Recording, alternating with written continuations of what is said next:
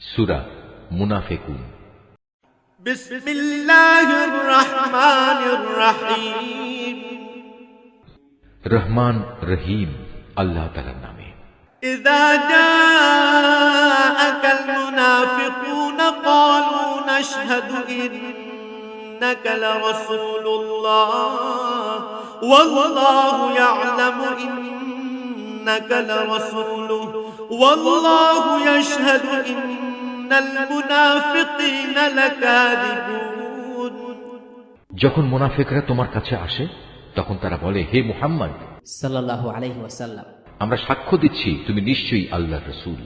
হ্যাঁ, অবশ্যই আল্লাহ তাআলা জানেন তুমি অবশ্যই তার রাসূল।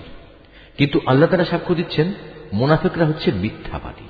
ইত্তাখাযু আইমানাহুম জুন্নাতান ফাসাদ্দু আন সাবিলিল্লাহ ইন্নাহুম সাআ মা কানু ইয়া'মালুন। এরা তাদের এ শপথকে স্বার্থ উদ্ধারের একটা ঢাল বানিয়ে রেখেছে এবং তারা এভাবেই মানুষদের আল্লাহর পথ থেকে ফিরিয়ে রাখে। কত নিকৃষ্ট ধরনের কার্যকলাপ যা এরা করে যাচ্ছে। যালিকা বিআন্নাহুম আমানু সুম্মা কাফারু ফাতবিআ আলা কুলুবিহিম ফাহুম লা ইয়াফকাহুন। এটা এ কারণেই এরা ঈমান আনার পর কুফরি অবলম্বন করেছে, ফলে ওদের মনের উপর সিল মেরে দেয়া হয়েছে। ওরা আসলে কিছুই বুঝতে পারছে না। وَإِذَا رَأَيْتَهُمْ تُعْجِبُكَ أَجْسَامُهُمْ وَإِنْ يَقُولُوا تَسْمَعْ لِقَوْلِهِمْ كَأَنَّهُمْ خُشُبٌ مُّسَنَّدَةٌ يَحْسَبُونَ كُلَّ صَيْحَةٍ عَلَيْهِمْ هُمُ الْعَدُوُّ فَاحْذَرْهُمْ قَاتَلَهُمُ اللَّهُ أَنَّىٰ يُؤْفَكُونَ। তুমি যখন তাদের দিকে তাকাবে তখন তাদের বাইরের দেহাবয়ব তোমাকে খুশি করে দেবে।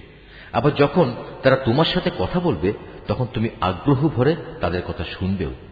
কিন্তু তারা ও তাদের সেই দেহের উদাহরণ হচ্ছে যেমন দেয়ালে ঠেকানো কতিপয় নিষ্প্রাণ কাঠের টুকরো। শুধু তাই নয়, তারা এত ভীত সন্ত্রস্ত থাকে যে প্রতিটি বড় আওয়াজকেই তারা মনে করে তাদের উপর বুঝি এটা বড় বিপদ। এরাই হচ্ছে তোমাদের আসল দুশমন। এদের থেকে তোমরা হুঁশিয়ার থেকো। আল্লাহর মার তো তাদের জন্যেই কোথায় কোথায় এদিক সেদিক এরা বিভ্রান্ত হয়ে ঘুরছে। وَإِذَا قِيلَ لَهُمْ تَعَالَوْا يَسْتَغْفِرْ لَكُمْ رَسُولُ اللَّهِ لَوَّوْا رُءُوسَهُمْ وَرَأَيْتَهُمْ يَصُدُّونَ وَهُمْ مُسْتَكْبِرُونَ। এদের যখন বলা হয় তোমরা আসো আল্লাহর রসুলের কাছে, তাহলে আল্লাহর রসুল তোমাদের জন্য আল্লাহর কাছে ক্ষমা প্রার্থনা করবেন। তখন এরা অবজ্ঞা ভরে মাথা ঘুরিয়ে নেয় এবং তুমি এও দেখতে পাবে তারা অহংকারের সাথে তোমাকে এড়িয়ে চলে। সাওয়াউন আলাইহিম আস্তাগফারতা লাহুম আম লাম তাস্তাগফির লাহুম লান ইয়াগফিরাল্লাহু লাহুম ইন্নাল্লাহা লা ইয়াহদিল কওমাল ফাসিকিন। আসলে তুমি এদের জন্য ক্ষমা প্রার্থনা করো কিংবা না করো, এ দুটোই তাদের জন্য সমান। কারণ আল্লাহ তাআলা কখনোই তাদের ক্ষমা করবেন না। আল্লাহ তাআলা কখনো কোন নাফরমান জাতিকে হেদায়েত দান করেন না। হুমুল্লাযীনা ইয়াকুলুনা লা তুনফিকু আলা মান ইনদা রাসূলিল্লাহি হাত্তা ইয়ানফাদু ওয়ালিল্লাহি খাযাইনুস সামাওয়াতি ওয়াল আরদি ওয়ালাকিন্নাল মুনাফিকিনা লা ইয়াফকাহুন। এরা হচ্ছে সেসব লোক যারা আনসারদের বলে, রসুলের মুহাজির সাথীদের জন্য তোমরা কোন রকম অর্থ ব্যয় করো না, তাহলে আর্থিক সংকটের কারণে এরা রসুলের কাছ থেকে সরে পড়বে। অথচ এরা জানে না আসমান সমূহ ও জমিনের সমুদায় ধনভাণ্ডার তো আল্লাহ তাআলারই। কিন্তু মুনাফিকরা কিছুই বুঝতে পারে না। يقولون لئن رجعنا إلى المدينة ليخرجن الأعز منها الأذل ولله العزة ولرسوله وللمؤمنين ولكن المنافقين لا يعلمون তারা বলে, আমরা মদিনায় ফিরে গেলে সেখানকার সবল দলটি মুসলমানদের দুর্বল দলটিকে সে শহর থেকে অবশ্যই বের করে দেবে। আসলে যাবতীয় শক্তি সম্মান তো আল্লাহ তাআলা, তার রাসূল ও তার অনুসারী মুমিনদের জন্য, কিন্তু মুনাফিকরা এই কথাটা জানে না।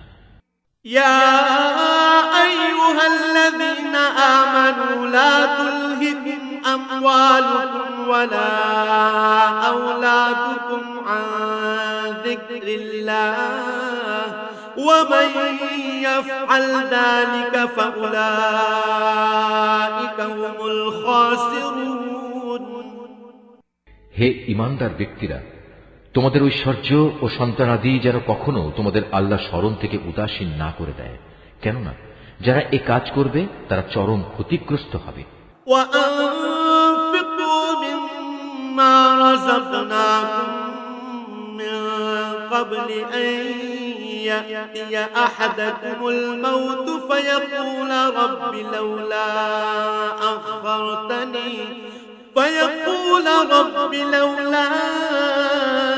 أخرتني إلى أجل قريب فأصدق وأكن من الصالحين আমি তোমাদের যা কিছু অর্থ সম্পদ দিয়েছি তা থেকে তোমরা আল্লাহর পথে ব্যয় করো তোমাদের কারো মৃত্যু আসার আগেই, কেননা সামনে মৃত্যু এসে দাঁড়ালে সে বলবে, হে আমার মালিক, তুমি যদি আমাকে আরো কিছু কালের অবকাশ দিতে তাহলে আমি তোমার পথে দান করতাম এবং এভাবেই আমি তোমার নেক বান্দাদের দলে শামিল হয়ে যেতাম। ولن يؤخر الله نفسا إذا جاء أجلها والله خبير بما تعملون কিন্তু কারো আল্লাহ নির্ধারিত সময় যখন এসে যাবে তখন আল্লাহ তাআলা আর তাকে এক মুহূর্ত অবকাশ দেবেন না। তোমরা দুনিয়ার জীবনে যা কিছু করছো আল্লাহ তাআলা সে সম্পর্কে পুরোপুরি অবহিত রয়েছেন।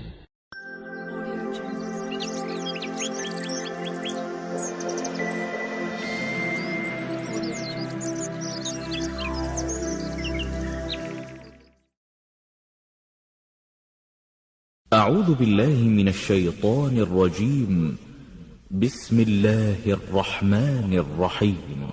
إذا جاءك المنافقون قالوا نشهد إنك لرسول الله والله يعلم إنك لرسوله والله يشهد إن المنافقين لكاذبون اتخذوا أيمانهم جنة فصدوا عن سبيل الله إنهم ساء ما كانوا يعملون ذلك بأنهم آمنوا ثم كفروا فطبع على قلوبهم فهم لا يفقهون وإذا رأيتهم تعجبك أجسامهم وإن يقولوا تسمع لقولهم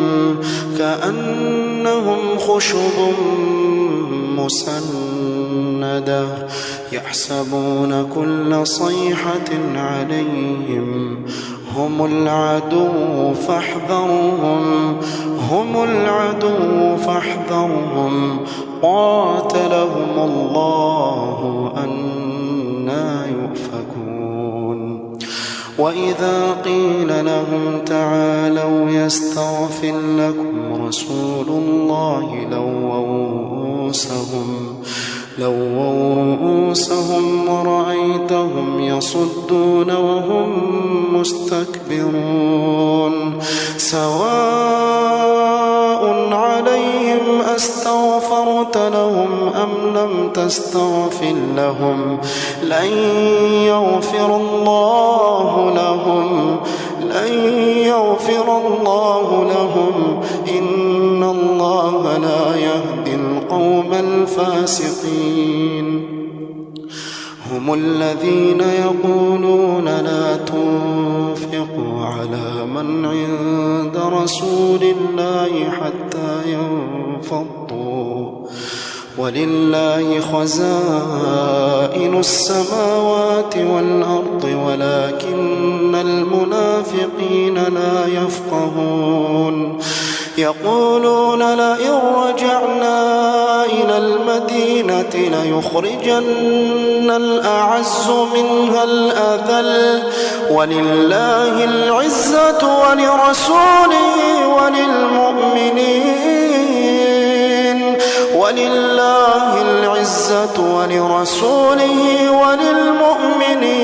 ولكن المنافقين لا يعلمون يا أيها الذين آمنوا لا تلهكم أموالكم ولا أولادكم عن ذكر الله ومن يفعل ذلك فأولئك هم الخاسرون وأنفقوا مما رزقناكم من قبل أن يأتي أحدكم الموت فيقول رب لولا أخرتني إلى أجل قريب فأصدق وأكن من الصالحين ولن يؤخر الله نفسا إذا جاء أجلها والله خبير بما تعملون